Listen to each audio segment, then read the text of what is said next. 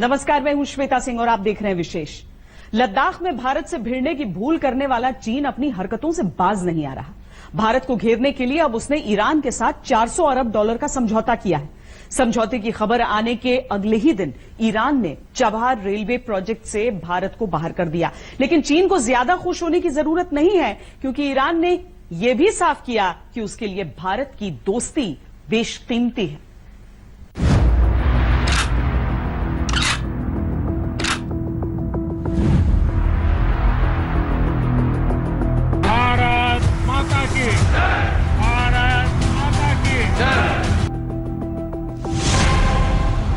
रस्सी जल गई पर ऐठन नहीं गई।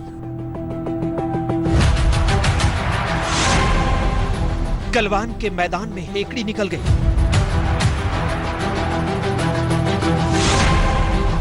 लेकिन साजिश रचने में अब भी जुटा है चीन।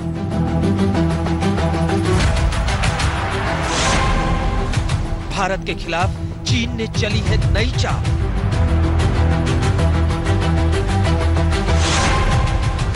भारत के दोस्त ईरान पर चीन ने फेंका जाल। लद्दाख में भारतीय सेना के पराक्रम ने सुपर पावर बनने चले चीन का गुरूर चूर चूर कर दिया। लेकिन दगाबाजी और चालबाजी के लिए कुख्यात चीन अपनी हरकतों से बाज नहीं आया। उसने भारत के दोस्त ईरान को अपने जाल में फंसाकर एक नई साजिश रच डाली है। चीन की इस टेढ़ी चाल से भारत ही नहीं, पूरी दुनिया के सामने एक बड़ा खतरा पैदा हो गया है। चीन ने ईरान के साथ 400 अरब डॉलर की एक ऐसी डील की है जिसके तहत ईरान 25 साल तक चीन को बेहद सस्ती कीमत पर कच्चा तेल और गैस देगा। बदले में चीन ईरान में बड़े पैमाने पर निवेश करेगा। लेकिन इस डील का सबसे खतरनाक हिस्सा है हथियारों को लेकर किया गया सौदा। इसके तहत चीन ईरान को घातक हथियार दे सकता है। वैसे बरसों पहले चीन अमेरिकी रिपोर्ट में बेनकाब हो चुका है। चीन पर पाकिस्तान और ईरान को परमाणु हथियार और मिसाइल टेक्नोलॉजी देने के गंभीर आरोप लगे थे। इस नई डील से चीन ये खेल खुल्लम खुल्ला खेल सकेगा। इससे अमेरिका, इजराइल और सऊदी अरब जैसे देशों को अपनी रणनीति नए सिरे से तय करनी होगी, जो ईरान का कड़ा विरोध करते हैं। ये जो स्ट्रिंग ऑफ पर्ल्स थ्योरी है चाइना की, जिससे वो भारत को सर्कल करने की कोशिश कर रहा है पूरे एशियन कॉन्टिनेंट में, उसमें ये एक सक्सेस सिग्नल तो है चाइना के लिए। लेकिन दूसरी तरफ अगर हम देखें तो यूएस और इजराइल, अमेरिका और इजराइल जो हमेशा से ही चाहते थे कि भारत और ईरान के बीच में इतने क्लोज टाइज ना हो। चीन ने ईरान के साथ ये समझौता गुपचुप तरीके से उस वक्त किया है जब दुनिया कोरोना संक्रमण से जूझ रही है। परमाणु कार्यक्रम और हिजबुल्लाह, हमास जैसे आतंकी संगठनों को समर्थन देने की वजह से अमेरिका ने ईरान पर पाबंदी लगा रखी है। इस वजह से ज्यादातर देश उससे तेल नहीं खरीद रहे। भारत सबसे ज्यादा तेल ईरान से खरीदता था, लेकिन अमेरिकी पाबंदी के बाद उसने ईरान से तेल का आयात लगभग बंद कर दिया है। दूसरी तरफ चीन सबसे ज्यादा तेल ईरान से खरीदता है और इस डील के बाद उसे बेहद सस्ती कीमत पर तेल मिलेगा। अमेरिका को ठेंगा दिखाते हुए चीन ने एक तरफ जहां ईरान के साथ ये सौदा किया, वहीं सौदे की खबरों के बीच ईरान ने भारत को चाबहार रेल परियोजना से हटा दिया। इस परियोजना को भारत की सरकारी कंपनी इरकॉन पूरा करने वाली थी। ईरान कह रहा है कि अब इस प्रोजेक्ट को वो खुद पूरा करेगा, लेकिन इसके पीछे चीन की साजिश से इनकार नहीं किया जा सकता है। दरअसल चीन जिस देश में भी आर्थिक घुसपैठ करता है, उस पर पूरी तरह अपना कब्जा जमा लेता है। ईरान से हुए समझौते के तहत भी चीन का इरादा कुछ ऐसा ही है। इस डील के तहत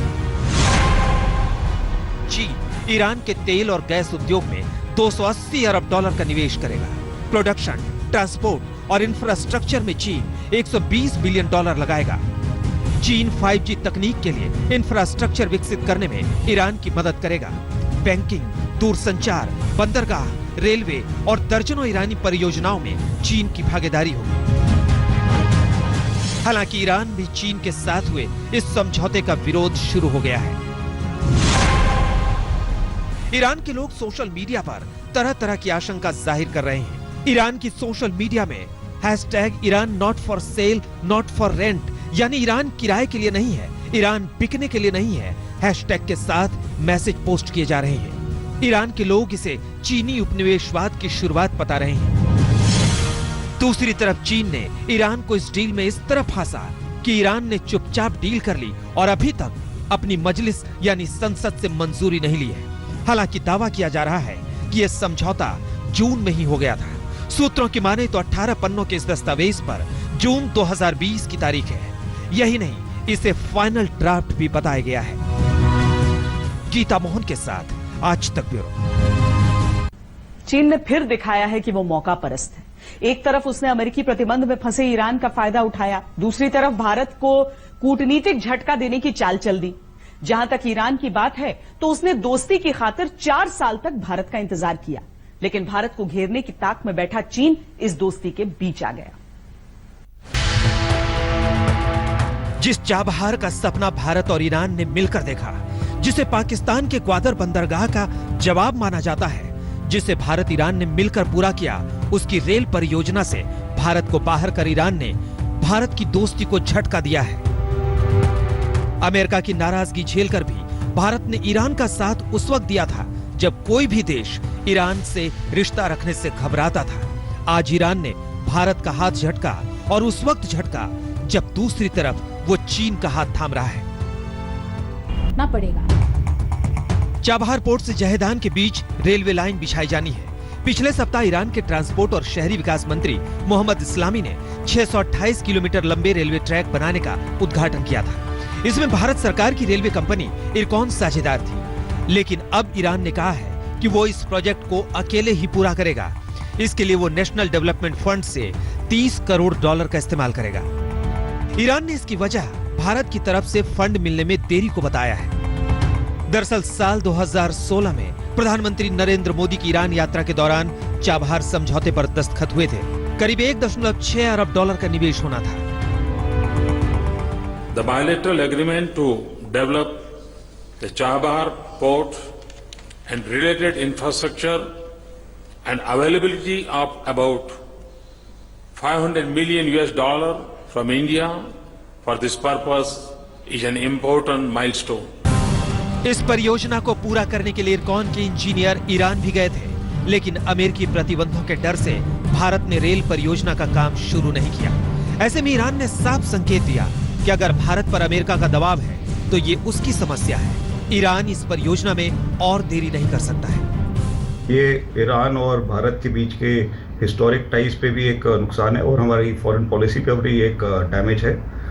हमारा ये 4 साल पहले एक पार्टनरशिप साइन हुई थी और उसमें अफगानिस्तान भी शामिल था और चाबहार पोर्ट जो ग्वादर पोर्ट, पाकिस्तान के ग्वादर पोर्ट के कंपटीशन में डेवलप हो रहा था, उससे हमको हमारी रेलवेज को एक रेलवे लाइन बनानी थी जहेदान अफगानिस्तान और उसके बाद जरांश के तक, जहां पे हमारा एक हाई कमीशन भी है।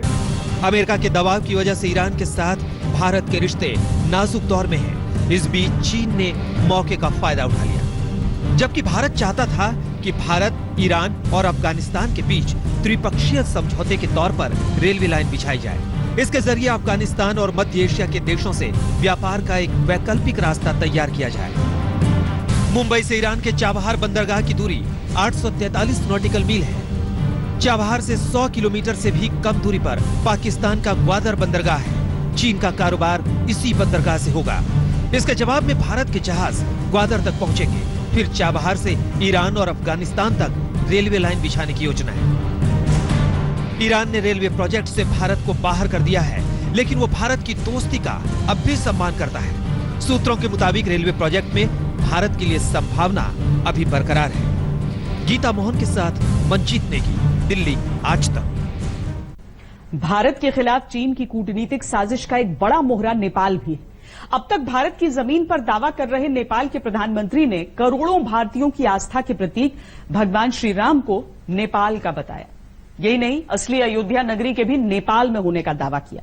माना जा रहा है कि चीन की कठपुतली बन चुके ओली का यह बयान साजिश का ही हिस्सा है।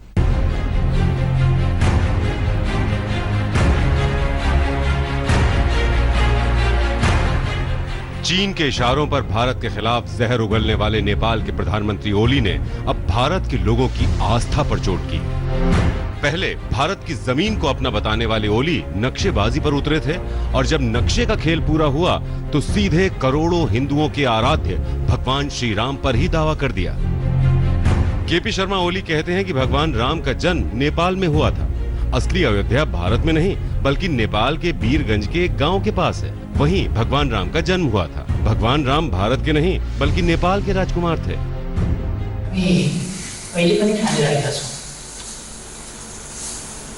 हामीले सीता भारतलाई भारतका राजकुमार रामलाई सीता दिएको भारतका होइन अयोध्याका दिएको। अयोध्या भनेको वीरगंजभन्दा अलिकति पश्चिमपट्टिको गाउँ। भारत में इस वक्त पीएम मोदी के नेतृत्व में बीजेपी की सरकार है। बीजेपी के लिए अयोध्या और राम का महत्व क्या है ये बताने की जरूरत नहीं। ऐसे में नेपाल के प्रधानमंत्री ने भगवान राम को लेकर जो बयान दिया वो सीधे सीधे बीजेपी सरकार पर प्रहार है। ऐसे में उसका गुस्सा ओली की बेतुकी बोली पर फूट पड़ा। नेपाल की जनता कुछ चाहती है, नेपाल की जो वर्तमान सरकार है वो कुछ और चाहती है। वो चाइना से विचारधारा मिलती है, ये वजह है, फिर दबाव में है या पॉलिटिकल कारण से उन्होंने ये बातें की हैं जी। लेकिन मैं कहना चाहता हूं कि नेपाल भारत के जो रिश्ते हैं इन बातों से उन पर कोई प्रभाव नहीं पड़ेगा। नेपाल में भी लोग सीताराम सीताराम जपते हैं और भारत में भी लोग सीताराम सीताराम जपते हैं। लेकिन आज जिस प्रकार का नेपाल के प्रधानमंत्री ओली जी का बयान आया है उससे हर राम भक्त और हमारे सभी पूज्य संत इससे बहुत नाराज हैं। इस प्रकार के बयान देने से नेपाल को शायद मैं समझता हूं कुछ हासिल होने वाला नहीं है। ओली ने ये बयान नेपाल के आदि कवि भानु भक्त की जयंती पर आयोजित कार्यक्रम में दिया।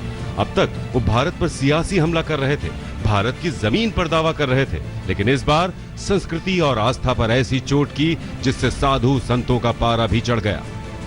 प्रधानमंत्री जैसे पद पर रहते हुए उसको यही कहा जाएगा कि एकदम महामूर्ख है। उसे पता ही नहीं है अयोध्या के और जनकपुर के विषय में। आज से नहीं वो त्रेता युग से संबंध रहा है और सारे शास्त्र हमारे प्रमाण हैं कि अयोध्या कहाँ है। उत्तर दिश में है सरजू पावन, अयोध्या नगरी है।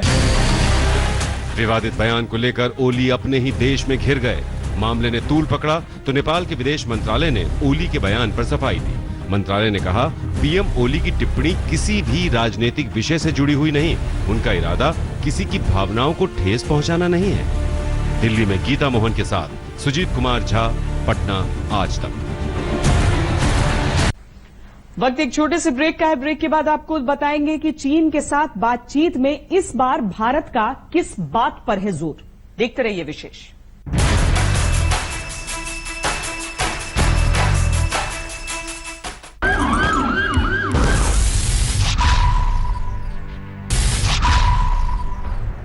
हेलो भाभी, बाहर तो आदमी मारे पड़े हुए मेरे दरवाजे और आंगन में एक आदमी मारा पड़ा हुआ है मेरे दरवाजे।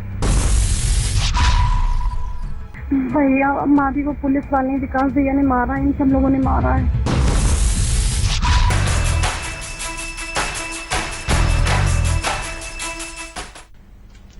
भारत ने लद्दाख में एलएसी पर पहले गलवान घाटी में चीन को उसकी हैसियत दिखाई, अपनी सैन्य ताकत से, अपने शौर्य से। लेकिन भारत बातचीत का रास्ता कभी भी बंद करने के पक्ष में नहीं था। इसीलिए अलग अलग दौर की बातचीत लगातार चलते हुए चौथे दौर तक भी पहुंची। देखना है कि चीन बातों से इस बार भी समझता है या फिर नहीं।